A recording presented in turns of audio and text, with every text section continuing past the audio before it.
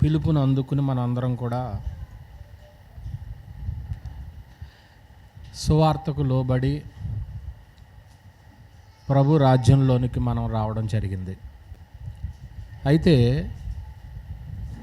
ఈ రాజ్యంలో ఏదో రక్షించబడ్డాము, అలాగే మన జీవితం కొనసాగిద్దాం అనుకోకుండా ఆ రాజ్యంలో ఉన్నటువంటి పౌరులు ఏమైతే చేయవలసినటువంటి అవసరత ఉందో ఒక్కొక్కటిగా మనం తెలుసుకుంటూ మనము వాటన్నిటినీ గ్రహించే జ్ఞానము దేవుడు మనకి ఇవ్వటానికి ఎప్పటికప్పుడే మనము సిద్ధపడుతున్నాం, తండ్రిని అడుగుతూ ఉన్నాం. దేవుని యొక్క అనాది సంకల్పంలో ఏదైనా తోట విషయాలన్నీ కూడా మనం ఒక్కొక్కటిగా చూస్తూ వస్తూ ఏదైనా తోటలో అంత పతనానికి కారణం ఏంటి అని మనం చూసామంటే అబద్ధ బోధ అని చూసాం. ఇంకా ఆ తోటలో నుంచి బయటికి వచ్చిన తర్వాత జరిగినటువంటి మనుషులు ఊహించిన రీతిలో దేవుడు అనుకోనట్లుగానే జరిగినట్లుగా మనకి వాస్తవాలు కనపడతాయి. అంటే ఆ తలపెట్టింది ఒకటి, మూడో వ్యక్తి ద్వారా జరిగిన పరిస్థితులు ఒకటి. అంటే దేవుడు నరుడికి స్వేచ్ఛ ఇవ్వడంలో ఆయన ఎంత రిస్క్ తీసుకున్నాడు అనేది తర్వాత మనకు అర్థమైంది. ఇటువంటి పరిస్థితుల్లో ఈరోజు మనం దేవుని సంకల్పంలో మానవాళి యొక్క ఆహార వయో విశేషాలు లేకపోతే మానవాళి యొక్క ఆహార వయో విశేషాలు దాన్ని వెనక దాగి ఉన్నటువంటి దేవుని జ్ఞానం. అంటే మీకు టైటిల్ అయితే రాయలేదు, బోర్డు సరిపోదు కాబట్టి ప్రసంగానికి ఏ అంశం అయితే రాసుకోండి. మానవాళి యొక్క ఆహార వయో విశేషాలు, దాని వెనక దాగి ఉన్న దేవుని జ్ఞానం. అది ఈరోజు పాఠం. ఓకే, ప్రయాణం చేద్దాం, జాగ్రత్తగా ఆలోచించేద్దాం. ప్రియమైన దేవుని వారలారా, ఏదైనా తోట నుంచి వెళ్ళగొట్టబడిన తర్వాత ఆదాము అవ్వల యొక్క సంగతి గ్రంథంలో సంపూర్ణంగా మనకి విశదపరచలేదు, కానీ సంపూర్ణ సంగతులు మనకు తెలియదు. కానీ మనకి అనుగ్రహింపబడిన లేఖనాలను బట్టి మనం జాగ్రత్తగా ఆలోచన చేస్తే కొన్ని వాస్తవాలు బయటకు పడతాయి. అయితే మనం పరిశీలించాలి. బైబిల్ని పరిశీలిస్తే ఏదో అంటారు, షేక్ విల్ బిఫోర్ యూజ్ అని. ఒక పదార్థాన్ని మనం ఏం చేయాలి, దాన్ని వాడే ముందు బాగా షేక్ చేయాలి, పరిశీలించాలి. అప్పుడు అందులో ఉన్నటువంటి ఆ మెడిసిన్ అంతా కలిసి తీసుకున్నటువంటి వ్యక్తికి కొంచెము శక్తినిస్తుంది, ఆ బలహీనత పోగొడుతుంది. అలా గ్రంథాన్ని మనం పరిశీలిస్తే కొన్ని విషయాలు మనము గ్రహించే అవకాశం ఉంది. దాదాపు 4 సంగతులు ఉన్నాయి. 4 సంగతులు కూడా చెప్పడానికి ప్రయత్నం చేస్తాను. ప్రియమైన దేవుని పిల్లలారా, మొట్టమొదటి సంగతి ఏంటంటే, ఆదాము తన భార్య అయినటువంటి అవ్వను కూడినప్పుడు ఆమె గర్భవతి కుమారుని కని ఆమె అన్న మాట ఏంటంటే, ఆదికాండము 4వ అధ్యాయంలో ఆదాము తన భార్య అయిన అవ్వను కూడినప్పుడు ఆమె గర్భవతి అయి కయ్యనుని కని యెహోవా దయ వలన నేను ఒక మనుషుని సంపాదించుకున్నాను అంట. అంటే గర్భఫలం అనేది దేవుడు మాత్రం ఇవ్వాలి, ఎవరండి, ఎవరి వల్ల కాదండి. దేవుడు మాత్రం ఇచ్చేటువంటి బహుమానం కనుక ఆ తల్లి అన్న మాట, యెహోవా దయ వలన నేను ఒక బిడ్డను సంపాదించుకున్నాను అనేటువంటి మాట. తర్వాత అతని తమ్ముడైనటువంటి ఏబేలును కూడా ఆమె కంది. అంతేనా ఉంది? ఏబేలు కూడా తర్వాత జన్మించినట్లు కనపడుతూ ఉంటుంది అన్నమాట అండి. అయితే ఈ ఆదాము అవ్వల యొక్క జీవితం కొన్ని విహారయాత్రలు, వింతలు, వినోదాలు, ఈ సంగతులన్నీ కూడా మనకి గ్రంథంలో లిఖితం లేదు. తర్వాత వాళ్ళు తన పిల్లలు పెంచడంలో ఆమె తీసుకున్న రిస్క్ కానీ, ఎందుకంటే పిల్లల్ని పెంచడం అనేది చాలా కష్టతరంతో కూడింది నేటి కాలంలో. ఆ పిల్లల్ని పెంచడంలో వాళ్ళిద్దరూ పడినటువంటి ప్రయాస కానీ ఇవేమీ కూడా మనకి కనపడతలేదు. తర్వాత వాళ్ళ బాల్య దినాలు కూడా మనకు కనపడతలేదు బైబిల్లో. కానీ వాళ్ళు వయసు వచ్చిన తర్వాత వాళ్ళు చేసిన పనులు మాత్రం రికార్డెడ్గా ఉన్నాయి. ఏంటి వాళ్ళ వయసు వచ్చిన తర్వాత వాళ్ళు చేసిన పనులు అంటే, పెద్దవాడేమో భూమిని సేద్యం చేసేవాడు, రెండో వాడేమో గొర్రెల కాపరని మనం అక్కడ చూడగలం. ఏముంది, తరువాత ఆమె తమ తమ్ముడైన హేబేలును కనెను. హేబేలు గొర్రెల కాపరి, కయీను భూమిని సేద్యము చేయువాడనే సంగతి గ్రంథంలో చూడగలుగుతూ ఉన్నాం. కనుక ప్రియమైన దేవుని వారలారా, వీళ్ళిద్దరి యొక్క బాల్యం మనకు లేదు, కానీ వయసు వచ్చిన తర్వాత వాళ్ళు చేసిన పనులు మట్టుకు రాయబడ్డాయి. ఏం చేసేవారట? పెద్దవాడేమో భూమిని సేద్యం చేసేవాడు, రెండో వాడేమో గొర్రెల కాపరమాట అండి. అలాగా వాళ్ళ జీవితాల్లో ప్రారంభించినట్లుగా మన గ్రంథంలో చూడగలం. అయితే వారి మత సంబంధమైన విషయాల గురించి మనం పోవట్లే. దాని గురించి మళ్ళీ ఒకవేళ రాబోయే రోజుల్లో ఆలోచన చేస్తామేమో, కానీ ఇప్పుడు వాళ్ళ మత సంబంధమైనటువంటి విషయాలు, వాళ్ళు ఏ మతాన్ని స్వీకరించారు, వాళ్ళ యొక్క భక్తి కార్యక్రమాల గురించి మనం ఏం ఆలోచన చేయట్లేదు. కానీ ఇప్పుడు ప్రస్తుతం ఈరోజు మనం ఆలోచన చేసేది ఏంటంటే, మానవాళి యొక్క ఆహారము, వయోపరిమితి, ఎందుకు అంత వయసు కలిగి జీవించారు, దాని వెనక దేవుని జ్ఞానం ఏముంది అనేది ఈరోజు మనము ఆలోచన చేస్తామట అండి. ఇప్పటిదాకా ఒక సంగతి మీకు చెప్పాను. ఏంటంటే, ఆదాము అవ్వలు బయటకు వచ్చేసిన తర్వాత ఆమన్న మాట ఏంటంటే, యెహోవా దయ వల్ల నేను ఒక బిడ్డను సంపాదించుకున్నాను. అయితే ఆ పిల్లలు తర్వాత బిడ్డను తర్వాత తన తమ్ముడిని కూడా కన్నది. కనిన తర్వాత వాళ్ళ యొక్క బాల్యం మనకు తెలియలేదు. తర్వాత పిల్లల్ని పెంచే విషయంలో వాళ్ళు ఎంత రిస్క్ తీసుకున్నారో కూడా మనకు తెలియదు. వాళ్ళ యొక్క వింతల వినోదాలు కూడా మనకు తెలియదు. కానీ వాళ్ళ వయసు వచ్చిన తర్వాత ఏ పనులు చేపట్టారో అది మట్టుకుంది. ఏంటంటే, పెద్దవాడేమో భూమిని సేద్యం చేయవాడని, రెండో వాడేమో గొర్రెల కాపర్ అనేటువంటి సంగతి మనం ఆలోచన చేసామాట అండి. అయితే వాళ్ళ మత సంబంధం విషయాలు కూడా మనం ఆలోచన చేయట్లేదు. భవిష్యత్తులో ఒకవేళ చూస్తామేమో. ఇక రెండో సంగతి మనం ఏం ఆలోచన చేస్తామంటే, కయీను హేబేలులు జన్మించిన తర్వాత ఆదాము అవ్వలు మరణించలేదు. వాళ్ళిద్దరు జన్మించిన తర్వాత వాళ్ళ యొక్క ముగింపు కలగలేదు. దేహంలో మొట్టమొదట మరణాన్ని రుచి చూసినటువంటి వ్యక్తి ఎవరంటే హేబేలు. మొట్టమొదట మరణాన్ని రుచి చూసినటువంటి వ్యక్తి హేబేలు మాట అండి. ఇతను కూడా నార్మల్ డెత్ కాదు, ఇతను కూడా సహజ సిద్ధంగా మరణించినటువంటి వాడు కాదు. తన అన్న చేత ఏం చేయబడ్డాడంటే హత్య చేయబడ్డాడు. తన అన్న చేత హత్య చేయబడినట్లుగా కనపడుతూ ఉంటుంది అన్నమాట అండి. అతను ప్రకృతి సిద్ధంగా మరణించినటువంటి వాడు కాదు. ఆ తర్వాత ఇప్పుడు మొట్టమొదట మరణాన్ని రుచి చూసింది ఎవరని చెప్పుకున్నాం? హేబేలు అండి. ఆ తర్వాత వందల సంవత్సరాల మనుషులు ఎటువంటి మృతదేహాన్ని చూడలేదు. అసలు మరణం అంటే ఎలా ఉంటుంది ఎవరికి తెలీదు. చాలా సంవత్సరాలు గడిచిపోయింది మాట అండి. ఆదాము మరలా తన భార్యను కూడినప్పుడు ఎవరు జన్మించారంట? 4వ అధ్యాయము 25వ వచనం ప్రకారంగా ఆదాము మరలా తన భార్యను కూడినప్పుడు ఆమె కుమారుని కని, కయీనును చంపిన హేబేలునకు ప్రతిగా దేవుడు నాకు మరి ఒక సంతానము నియమించననుకుని అతనికి షేతు అను పేరు పెట్టారంటలుగా గ్రంథంలో చూడగలమాట అండి. ఇక్కడ ఆదాము గారు మరలా తన భార్యతో సాంగత్యం చేసినప్పుడు కయీనును చంపినటువంటి హేబేలునకు ప్రతిగా దేవుడు మరి ఒక్క బిడ్డను నాకు ఇచ్చాడని ఆ బిడ్డకి ఏం పేరు పెట్టింది? షేతు అని పెట్టింది. అప్పటికి ఆదాము గారి వయసు 130 సంవత్సరాలు. అంటే ఇప్పుడు షేతు పుట్టేటప్పటికి ఆదాము గారి వయసు ఎంత?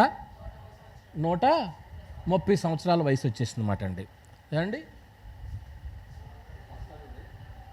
ఇదే ఈరోజు స్టిక్ ఏమండి మీకు కనిపిస్తుంది అనుకుంటా. ఇక్కడ ఆదాము టోటల్గా బ్రతికింది ఎంతకాలం అంటే 930 సంవత్సరాలు. మొత్తం అతను జీవించింది 930 సంవత్సరాలు. ఇతను 130 సంవత్సరాలు వచ్చేటప్పటికి ఎవరు పుట్టేశారు? షేతు పుట్టేశారు. ఇదే 130 సంవత్సరాల వయసు వచ్చేటప్పటికి షేతు పుట్టాడు. ఆదికాండం 5వ అధ్యాయము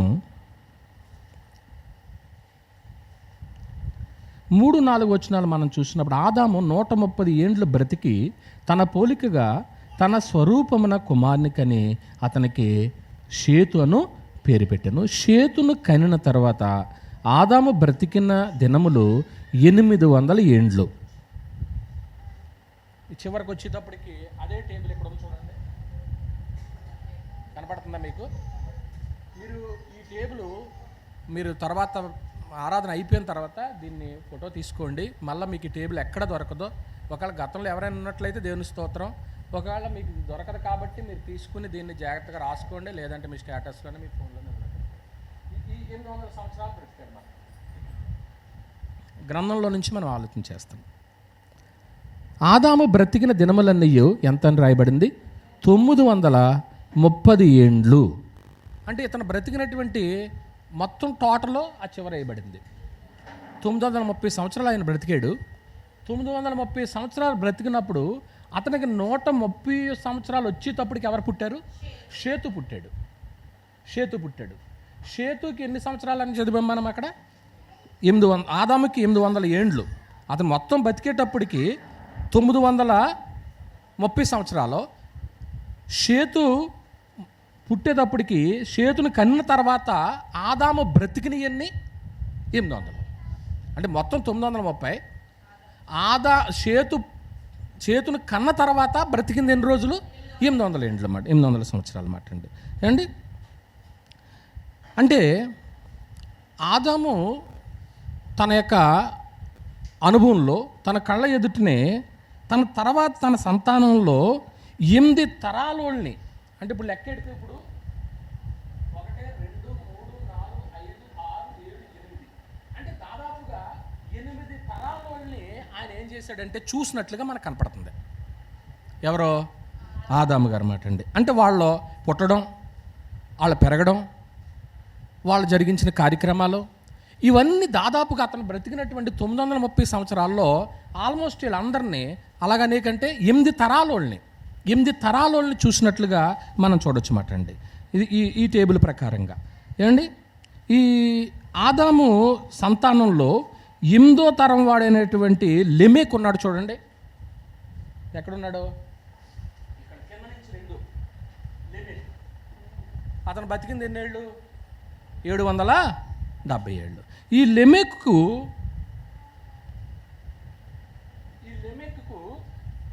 ఇక్కడ 56 అంటే 507 అని ఒక తప్పేసి ఉంటుంది. ఇది 56 ప్లస్ మాట అండి. ఏమండి?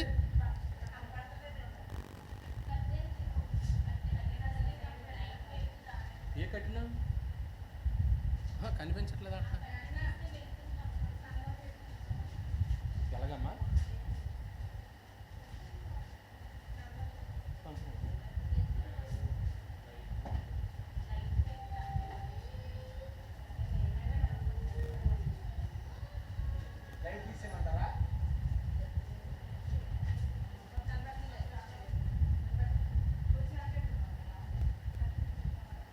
బోర్డు వెనక పెట్టాలా?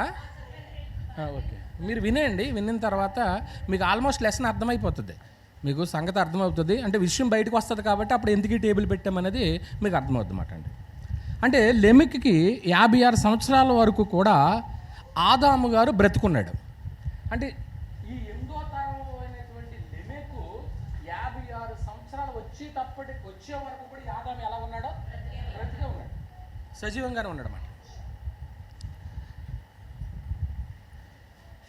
ఈ కింద మీకు లెమెక్ కింద ఎవరు కనపడుతున్నారో? అంటే ఇప్పుడు ఈ నాహు తండ్రి ఎవరో? లెమెక్. నాహు తాత ఎవరో? మెతూషెల. అంతే కదా? ఇలా మనం ఆలోచన చేస్తే ఓకే. నాహు యొక్క తండ్రి లెమెకు తనకు ముందున్నటువంటి 8 తరాలను చూశాడు. అంటే ఇక్కడి నుంచి 8 తరాలని ఆదాము దగ్గర నుంచి ఈ లెమెకు, మెతూషెల, హానోకు, ఎరోదు, మహాలేలు, కెయినాను, ఎనోషు, షేతు, యాదాము, వీళ్ళందరినీ కూడా ఎవరు చూశారు? లెమెక్ చూశాడు మాట అండి. అంటే ఎంతమందిని చూశాడో, ఎంత అనుభవాలు అతను జీవితంలో ఉన్నాయో మనం గ్రహించవచ్చు అన్నమాట అండి. ఏమండి, మరో సంగతి ఏంటంటే, సృష్టిలో మనుషులందరికంటే ఎక్కువ కాలం బ్రతికింది ఎవరో తెలుసా? మెతూషెల. అంటే నాహోకి ఏమవుతాడు? మెతూషెల తాత అవుతాడు అన్నమాట అండి. అతనే ఎక్కువ కాలం బ్రతికాడు, 969 సంవత్సరాలు. 69 సంవత్సరాలు బ్రతికాడు అనమాట. అంటే బహు దీర్ఘకాలం బ్రతికినటువంటి వ్యక్తి అతను అనమాట అండి. అంటే లెమెకుకు అతను ఏమవుతాడు? లెమెకుకి తండ్రి, అంతే కదా? లెమెకుకి తండ్రి అవుతాడు. నాహుకి ఏమవుతాడు? తాతడు. ఇతడు ఆదాంతో 243 సంవత్సరాలు వచ్చే వరకు కూడా, అంటే మెతూషెలకి 243 సంవత్సరాలు వచ్చేదాకా ఎవరితో సమకాలికంగా ఉన్నాడు? ఇతనికి ఇంతకాలం వచ్చేదాకా కూడా, ఇతనికి 243 సంవత్సరాలు వచ్చే వరకు కూడా అతనితో సమకాలికుడిగా పనిచేసినట్లుగా మనం గ్రహించవచ్చు అన్నమాట అండి. అంటే మెతూషెల తన తండ్రుల వైపు 7 తరాల వరకు కూడా చూసినట్లుగా కనపడుతూ ఉంటుంది. 7 తరాల వరకు కూడా చూశాడన్నమాట అండి. ఏంటి, వారి జీవిత అనుభవాలను పంచుకోవచ్చు, ఎన్నో వాళ్ళ దగ్గర నేర్చుకునేటువంటి అవకాశం ఉంటుంది. ఒక వ్యక్తి, ఇక్కడ మనం కొద్దిసేపు ఆలోచన చేసి అప్పుడు మళ్ళీ అక్కడ ఆలోచన చేద్దాం. ఒక వ్యక్తితో మనం 1 సంవత్సరం ప్రయాణం చేసామనుకోండి, అతని నుంచి ఎన్నో అనుభవాలను ఏం చేసుకోవచ్చు? మనం నేర్చుకోవచ్చు. 1 సంవత్సరం ప్రయాణం చేస్తేనే ఒక పెద్ద వయసు కలిగినటువంటి వ్యక్తితో, అప్పుడప్పుడు వయసులో వాళ్ళ సమకాలికలు కాకపోయినా పెద్దోళ్ళతో కొందరు చిన్నోళ్ళు స్నేహం చేస్తూ ఉంటారు. ఎందుకంటే వాళ్ళ జీవితంలో కలిగినటువంటి అనుభవాలు అన్నీ కూడా వీళ్ళు ఏం చేస్తూ ఉంటారంటే ఎక్స్ప్లెయిన్ చేస్తారు, ఈ పిల్లలు వాళ్ళు తెలుసుకుంటూ ఉంటారు. అంటే దాదాపు 8 తరాల వరకు, 243 సంవత్సరాల మెతూషెలకు వచ్చే వరకు కూడా ఇతను ఎవరితో కాంటాక్ట్ పెట్టుకుంటుంటున్నాడు? ఆదాముతో. అంటే ఎన్ని సంగతులు ఇతనికి నేర్చుకుని ఉంటాడో ఆలోచన చేయొచ్చు మనం. ఏమండి, మెతూషెల తన యొక్క తండ్రుల తరంలో ఆదాముతో 200 ఎన్ని సంవత్సరాలు అని చెప్పుకున్నా? 43 సంవత్సరాలు సమకాలికలుగా జీవించాడంటే, అంటే పెద్దోళ్ళతో ఇతను కూడా కలిసిపోతున్నాడు అన్నమాట. ఎక్కడికి వెళ్ళినా వెళుతున్నాడు, ఏమండి, ఎన్నో అనుభవాలు చెప్తున్నాడు, అతనితో జీవితం కొనసాగిస్తూ ఉన్నాడు అన్నమాట అండి. అంటే ఇక్కడ ఒక ప్రశ్న వేసుకుని నెక్స్ట్ సంగతికి వెళ్తాను. ఇది రెండో సంగతి కదా. ఇప్పుడు ఈ మెతూషెల ఇంతకాలం ప్రయాణం చేశాడు కాబట్టి ఎవరి గురించి ఎక్కువ తెలుసుకునే అవకాశం ఉండొచ్చు? రైట్. అసలు మనకు ఇప్పుడు మూలం కావాల్సింది అదే కదా. ఇప్పుడు బైబిల్ చరిత్రలో అసలు మొట్టమొదటి వ్యక్తి ఎవరో? ఆదామే కదా. ఇప్పుడు అతని గురించినటువంటి చరిత్ర మనకు తెలిస్తే అనేకమైన వాస్తవాలు మనకు తెలుస్తాయి. అంటే ఇప్పుడు ఆదాముని గురించి తెలుసుకుంటానికే ఎక్కువగా ఎవరికి అవకాశం దొరికింది? ఎందుకంటే ఎక్కువ కాలం బ్రతికాడు కాబట్టి. మళ్ళీ ఒకసారి జ్ఞాపకం చేస్తున్నాను, వినండి. ఆదాము మొత్తం జీవించిన కాలం ఎంత? ఆదాముకు 130 సంవత్సరాలు వచ్చేటప్పటికి ఎవరు పుట్టారు? షేతు పుట్టాడు. ముందు చరిత్ర మనం జ్ఞాపకం చేసుకున్నాము. ఇక్కడ ఈ లెమెకుకు 56 సంవత్సరాలు వచ్చేదాకా ఎవరు బ్రతుకున్నారో? ఆదాము బ్రతుకున్నాడు అనే సంగతి. ఈ మెతూషెల 243 సంవత్సరాలు వచ్చే వరకు కూడా ఎవరితో సమకాలికలుగా పనిచేశాడు? ఆదాముతో సమకాలికలుగా పనిచేశాడు అనే సంగతి మనం జ్ఞాపకం చేసుకున్నమాట అండి. ఓకే, 2 విషయాలు అయినాయి. ఇప్పుడు 3వ విషయానికి వస్తుంటున్నాం. ఇక 3వ సంగతి ఏంటంటే, మానవుడు సంఘజీవి, అంటే మనుషులతో జీవితాన్ని కొనసాగించాలి. అప్పట్లో భూమి అంతటా కూడా ఒకే భాష, ఒకే జనం, ఒకే దేవుడు. అప్పటికి ఇంకెవరూ లేరు. ఇలాగ ఎప్పుడైతే మనుగడ ఉందో, మనుషుల్లో ఉన్నటువంటి ఆలోచన ఏంటంటే, మనకు చాలు, మనకున్నది ఒకే భూమి, మనకున్నది ఒకే తండ్రి, మనకున్నటువంటిది ఒకే జనాంగం. అప్పటికి ఇంకా భూమి మీద జనం లేరు, ఒకే జనాంగం. కాబట్టి ఇంకెక్కడి నుంచి మనం ఇంకెక్కడికి వెళ్ళకూడదో, హాయిగా మన బార్డర్ ఒకటి ఏర్పాటు చేసుకుని ఈ బార్డర్లోనే ఉందాం అనే ఒక డిసైడ్కి వచ్చేసారు వాళ్ళు. ఆదికాండం 11వ అధ్యాయము ఆదికాండము 11వ అధ్యాయము. భూమి అందంతటా ఒక్క భాషయు ఒక్క పలుకును ఉండెను. వారు తూర్పున ప్రయాణమైపోచుండగా షీనారు దేశమందు ఒక మైదానం వారికి కనపడెను. అక్కడ వారు నివసించి, మనం ఇటుకలు చేసి బాగుగా కాల్చుతాము రండి అని ఒకరితో ఒకరు మాట్లాడుకునిరి. ఏమండి, మొట్టమొదటి ఇటుకలు చేసిన వాళ్ళు ఏళ్లే. ఇక్కడ ఇటుకలు చేసిన అనుభవం ఎవరికైనా ఉందా? కుండలు అయితే చేశారు, కానీ రంగారావు గారు ఇటుకలు చేసిన అనుభవం ఉందా? అంటే మిమ్మల్ని ఇక్కడ జ్ఞాపకం చేసుకుంటున్నాం, దేవునికి స్తోత్రం అండి. అప్పుడు మొట్టమొదట ఇటుకలు చేశారు. రాళ్లకు ప్రతిగా ఇటుకలను, అడుసునకు ప్రతిగా మట్టి కీలును వారికి ఉండెను. మరియు వారు అంటున్నారు చూడండి, మనము భూమి అందంతటా ఏమవకూడదు, అది సంగతి. భూమి అందంతటా చెదిరిపోకుండా ఒక్క పట్టణమును ఆకాశమునంటూ శిఖరము గల ఒక గోపురమును కట్టు. అంటే ఇప్పుడు వీళ్ళ ఆలోచన ఏంటి? ఒకే చోట ఉండిపోవాలి మనం, ఇంకెక్కడికి ఏమవకూడదు, చెదిరిపోకూడదు. ఒకళ్ళు చూడండి, అసలు వాళ్ళ ఇంట్లో నుంచి అసలు బయటికే రారు. మరి రేపు అన్న రోజు నువ్వు బయటికి వెళ్ళకపోతే అవతల అన్న వాళ్ళు ఎవరైనా వస్తారు నీ ఇంటికి? వస్తారా? రారా.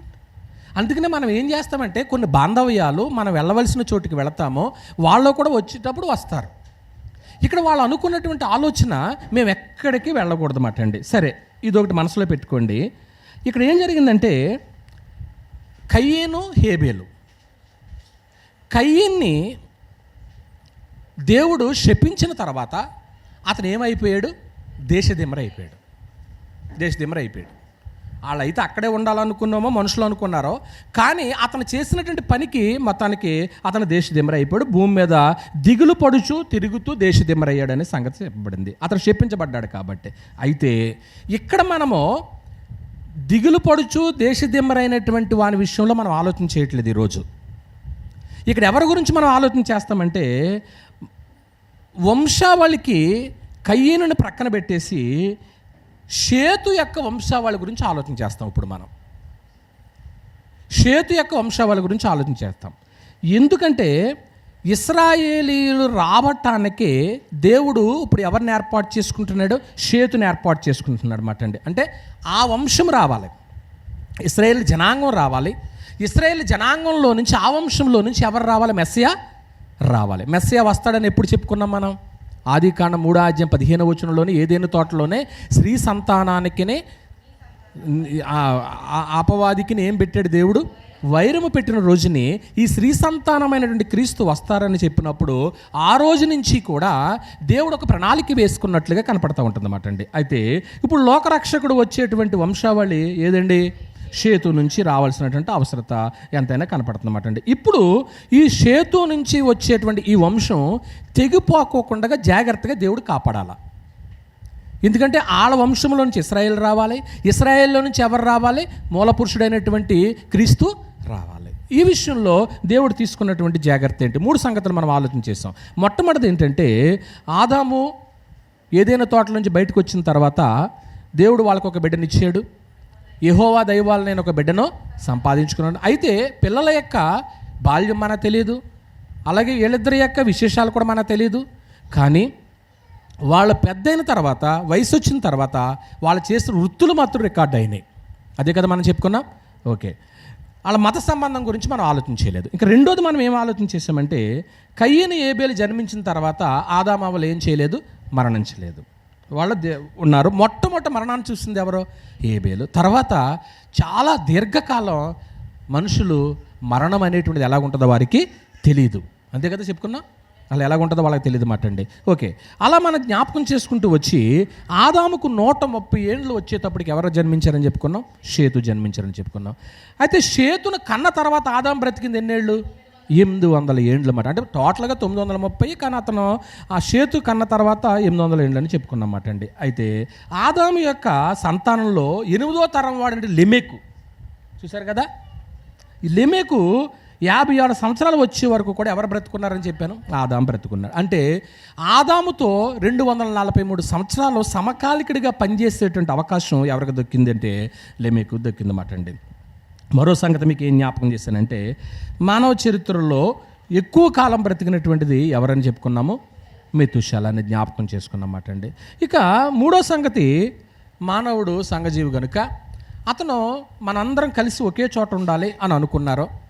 అయితే అలా ఉండాలనుకున్నప్పుడు అందులో నుంచి ఒక అతను దేవుని మాట వినకోకుండా ఆజ్ఞను అతిక్రమించి లేదా తమ్ముడు అయినటువంటి హేబెల్ని హత్య చేశాడు. కాబట్టి దేవుడు ప్రశ్నించినప్పుడు దిగులు పడుచు ఏమైపోయాడు, దేశదెమ్మరే అయిపోయాడు. అతని సంతానం గురించి మనం ఆలోచించేయట్లేదు. ఇప్పుడు ఎవరి సంతానం గురించి మనం ఆలోచన చేస్తున్నాం? షేతు యొక్క వంశావళి. ఇది ఇశ్రాయేల్ రావటానికి మూల కారణమైనటువంటి వంశావళి మాట అండి. అంత మాత్రం కాదు, లోకరక్షకుడు కూడా ఈ వంశం నుంచే వచ్చాడనే సంగతి జ్ఞాపకం చేసుకున్నాం. ఇది తెగిపోకుండా దేవుడు ఎలా కాపాడాడు. ఇక 4వ సంగతికి వచ్చేస్తున్నాం.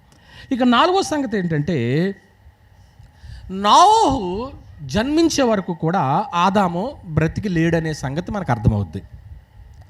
నోవహు జన్మించే వరకు, చివరి నోవహు ఉన్నాడు చూడండి, నోవహు జన్మించే వరకు కూడా ఆదాము బ్రతికిలేడనే సంగతి మనకు అర్థమవుతుంది. నోవహు జన్మించేటప్పటికి ఆదాము మనవడు షేతు కుమారుడైనటువంటి ఏనోషు 821 సంవత్సరాలు కలిగినటువంటి వాడుగా ఉన్నాడు. మళ్ళా చెప్తున్నాను, ఆదాము మనవడు షేతు కుమారుడు ఎవరో ఏనోషు 3.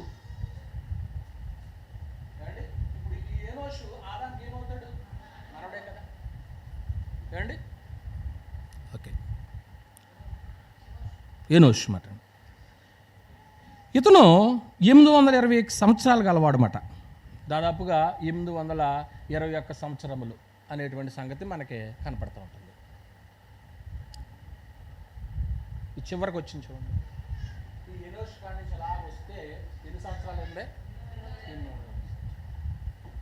821 సంవత్సరాలు అన్నమాట అండి. ఓకే, మొత్తం ఏనోషు జీవించిన కాలం ఎంత? 905. ఏనోషు జీవించింది ఎంత? 905 మాట. 905 అంటే చాలా దీర్ఘకాలం బ్రతికాడు ఈయన కూడా. అంటే నోవహుకి 84 సంవత్సరాలు వచ్చే వరకు కూడా ఏనోషు బ్రతికే ఉన్నాడు. నోవహుకి 84 సంవత్సరాలు వచ్చే వరకు కూడా ఎవరు బ్రతుకున్నారు? అది నెక్స్ట్ టైంలో చూస్తాము. ఈ ఏనోషు బ్రతికే ఉన్నాడు మాట. ఏనోషు బ్రతికే ఉన్నాడు మాట అండి.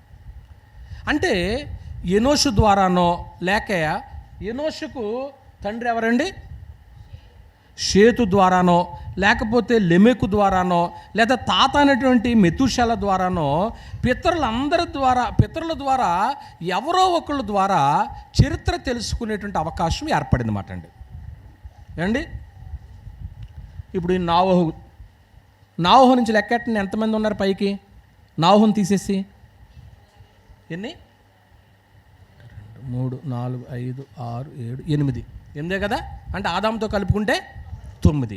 అంటే దాదాపుగా ఈ నోవహు గారికి ఆదాముని గురించి కానీ ఏదైనా తోటను గురించి కానీ అవ్వ నిర్మించబడిన తర్వాత నిర్మించబడకముందు ఆదాము యొక్క ఒంటరితనం గురించి కానీ, అప్పట్లో తాను పాపం చేయలేదు కదా, నిర్దోషంగా ఉన్నాడు కదా, దాని జీవితం గురించి కానీ, ఏదైనా తోట దేంతో పోల్చాం మనం గతంలో? పరదేశు. అంటే ఆ తోట యొక్క అనుభవం గురించి కానీ పూర్తి తేటగా తెలుసుకునేటువంటి అవకాశం ఈ చివరి ఆయన దక్కింది. అంతేనా? అంటే ఇప్పుడు ఏదైనా తోటలో జరిగినటువంటి విషయాలన్నీ కూడా ఇప్పుడు వీళ్ళ ద్వారా ఎవరో ఒకళ్ళ ద్వారా ఏం చేయొచ్చు? మొత్తం సంగతులన్నీ తెలుసుకోవచ్చు మాట అండి. ఇవన్నీ మీకు ఎక్కడ కనపడతాయి? ఇవి నేను రాసుకొచ్చానా లేదా బైబిల్లోనా? అయితే మీకు ఆల్రెడీ తెలిసే ఉంటుంది. ఆదికాండము 5వ అధ్యాయం. మీకు ఇప్పుడు ఈ టేబుల్ అంతా ఎక్కడ కనపడద్దు అంటే ఈ 5వ అధ్యాయంలోనే కనపడద్ది. కాకపోతే మనకి అనుకూలంగా ఉండటానికి, మీకు తెలియటానికి ఇక్కడ మరి లావణ్య చాలా ప్రయాసపడి చేసింది బిడ్డ, ఆమెను అభినందించాలి, ప్రార్థన చేయాలి. 5వ అధ్యాయము 6వ వచనంలో చూడండి. షేతు 105 ఏండ్లు బ్రతికి ఏనోషును కనెను. 9వ వచనం. ఏనోషు 90 సంవత్సరాలు బ్రతికి కెయ్యినాను కనెను. 12వ వచనం. కెయ్యినాను 70 ఏండ్లు బ్రతికి మహాలేలును కనెను. 15వ వచనం. మహాలేలు 65 ఏండ్లు బ్రతికి ఏరోదును కనెను. 18వ వచనం. ఏరోదు 160 ఏండ్లు బ్రతికి ఆనోకును కనెను. 21వ వచనం. ఆనోకు 65 ఏండ్లు బ్రతికి మెతూషెలను కనెను. 25వ వచనం. మెతూషెల 85 ఏండ్లు బ్రతికి లెమెకును కనెను. 28వ వచనం, లెమెకు 182 ఏండ్లు బ్రతికి ఒక కుమారుని కని అక్కడి నుంచి నావోహు అనేటువంటి పేరు పెట్టినట్లు కనపడతా ఉంది. ఉందా మీ బైబిల్లో? రైట్. అంటే ఇప్పుడు ఈ టేబుల్ అంతా ఎక్కడుంది చెప్పండి? 5వ అధ్యాయంలో. ఒక ప్రశ్న అడుగుతున్నాను ఇక్కడ, మరి ఏమనుకోవద్దు. ఈ ఈ ఈ ప్రసంగం అంటే ఈవేళ మీరు ఎక్కడ వింటున్నారు, ఇంతకుముందు ఎక్కడైనా విన్నారా? ఎక్కడ వినలేదా? విన్న వాళ్ళు ఉంటే చేయొద్దని చూస్తాను. వినలేదా? అంటే నిజంగా మనం ధన్యులమే. అంటే నాకు తెలిసి ఉన్నప్పటికీ కూడా నేను మీకు ఇన్ని కాలం చెప్పలేదేమో ఒకవేళ. ఏమండి, ఇది తెలుసుకుంటాం అవసరమా కాదంటే ఒకవేళ మనకు ఎవరికైనా అవసరం కాదని అనుకుంటారేమో, కానీ ఎందుకు అవసరమో మనం చూస్తామట అండి. అంటే ఇప్పుడు ఈ సంగతులన్నీ కూడా ఆదాముని గురించి కానీ ఏదైనా తోట గురించి కానీ నిర్మింపబడక ముందు ఆదాము యొక్క నిర్దోషత్వం గురించి కానీ ఏదైనా తోటలో దేవుని పరదేశి లాంటి అనుభవం కలిగినటువంటి ఆ స్థితిని ఎందుకు పోగొట్టుకున్నారు, ఈ సంగతులన్నీ 8వ తరం వాడైనటువంటి నావోహుకు తెలుసుకునే అవకాశం ఉంది. అంటే ఇప్పుడు దీన్ని బట్టి పెద్దోళ్ళు ఉండడం మంచిదా కాదా?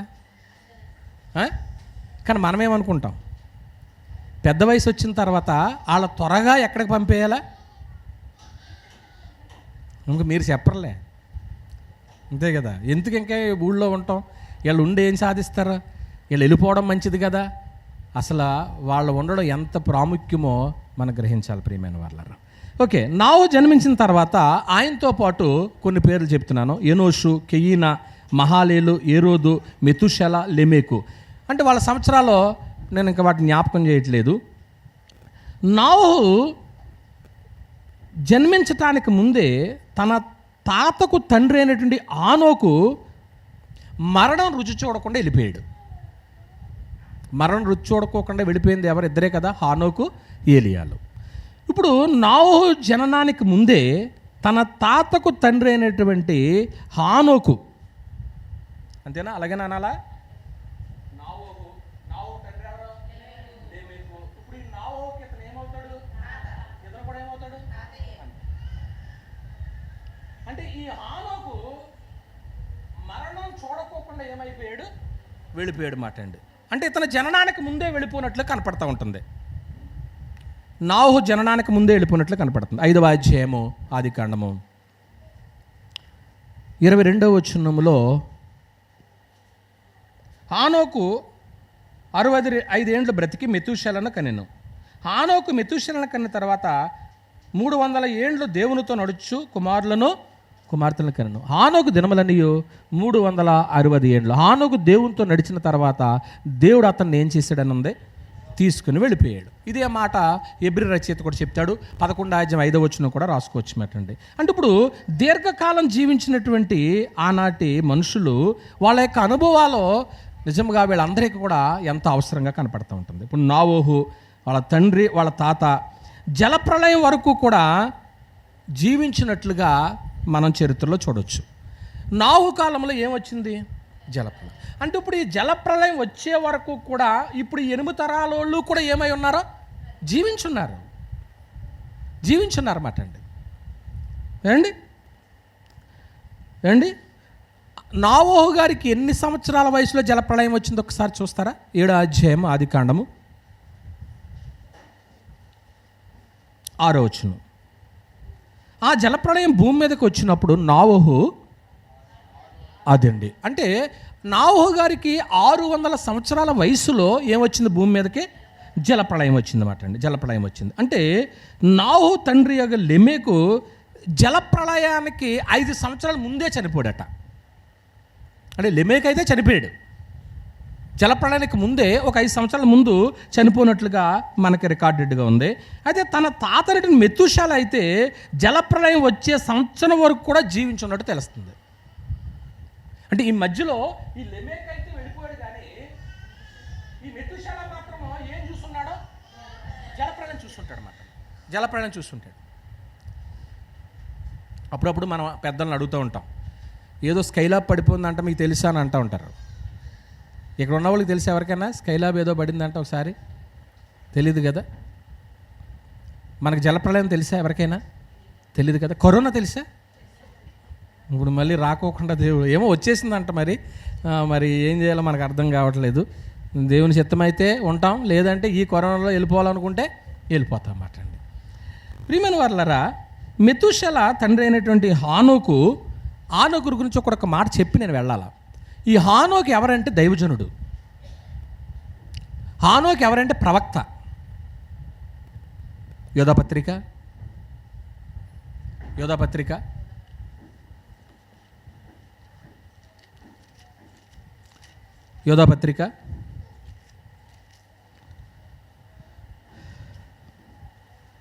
14 ఆదాము మొదలుకొని 7వ వాడైన హానోకు కూడా వీరిని గురించి ఏం చేశాడని ఉంది అంటే ప్రవచించారంటే ఇతను ఎవరని? ప్రవక్త. ఆయన దైవజనుడు, ప్రవక్త మాటండి.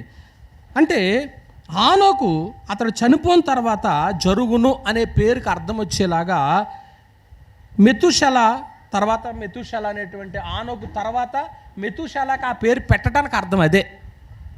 హానోకు చనిపోయిన తర్వాత ఆ మెతూషెల అనే పేరుకి అర్థం ఏంటంటే అతను చనిపోయిన తర్వాత జరుగును అని అర్థం అటండి మెతూషెల అనే పేరుకి. ఆ పేరు అతను పెట్టారు హానోకు చనిపోయిన తర్వాత. అంటే మెతూషెల మాత్రమే ప్రకృతి సిద్ధమైనటువంటి మరణం చెందాడు. అది ఆదికాండము 5వ అధ్యాయము 20 నుంచి 27 వరకు మీరు చూసినట్లయితే ఈ సంగతులు మీకు కనపడుతూ ఉంటాయి.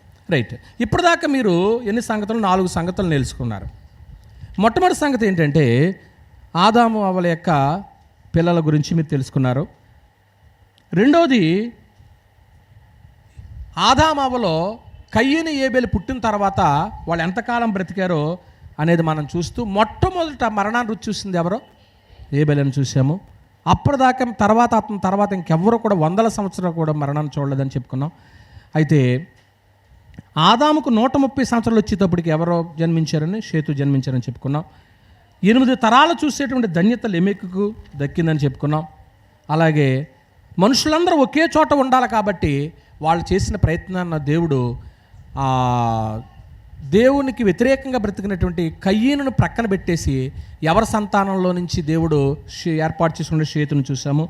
ఆ షేతు కుమారుడైనటువంటి ఎనోషు 821 సంవత్సరాల వయసు కలిగినటువంటి వాడుగా అప్పటి వరకు కూడా ఆదాము జీవించినట్లుగా మనం చూసాం. ఇప్పుడు ఈ నావోహు గారికి లెమెకును గురించి, అలాగే మెతూషెలను గురించి, ఇంకా పైన 8 తరాలన్నిటిని గురించి, ఏదేను తోటలో ఏం జరిగిందో అసలు ఇవన్నీ చెప్పాలంటే ఎవరు ఉండాలి? అంతే కదా, మూలపురుషుడు ఉండాలా లేదా? ఆ మూలపురుషుడు ఉండటం వల్లే ఈ సంగతులన్నీ కూడా ఏమవుతాయి? బయటికి వస్తాయన్నమాటండి. ఇది సంగతి.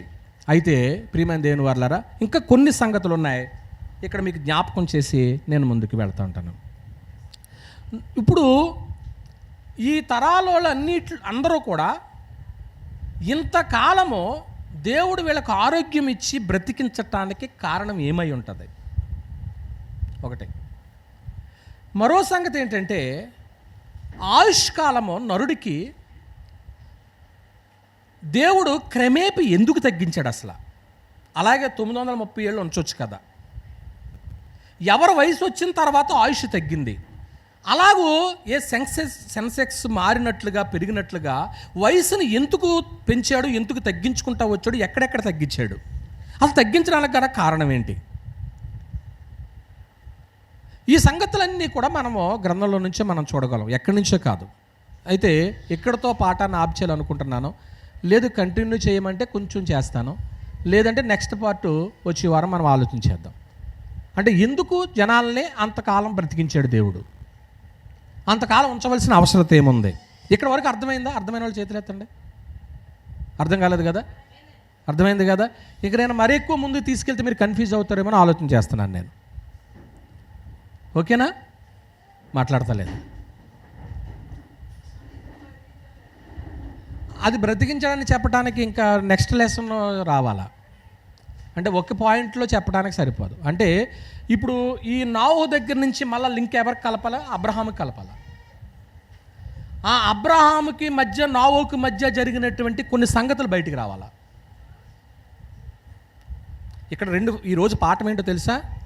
మానవాళి యొక్క ఆహార అసలు విషయాలు రాలేదు ఇంకా. జస్ట్ ఇప్పుడు వయసు ఎంత ఇచ్చాడు, ఇంతకాలం బ్రతికారు వీళ్ళు, ఆ మొదటి నుంచి ఆదాము ఏదైనా తోటలో జరిగిన సంగతులన్నీ తెలుసుకునటానికి వీళ్ళు ఉంచినట్లుగా ఒక పాయింట్ అయితే బయటకు వచ్చింది, ఒక సంగతి అయితే బయటకు వచ్చింది. అయితే ఆహార విషయాల్లో మార్పులు ఎక్కడ చేశాడు, అసలు ఎందుకు మార్పులు చేయవలసి వచ్చింది? మొట్టమొదటి ఏదేనలో ఏం తిన్నారో, తర్వాత వచ్చేటప్పటికి ఏమేమి ఐటమ్స్ మార్చాడు, ఈ సంగతులు మనం తెలుసుకోవాలి. అర్థమవుతుంది నా మాటలు? ప్రభు చిత్తమైతే వచ్చే వారం ఆలోచన చేద్దాము. ఎక్కువ కాలం బతకాలని కోరుకోండి, కరోనాలో వెళ్ళిపోకోకుండా.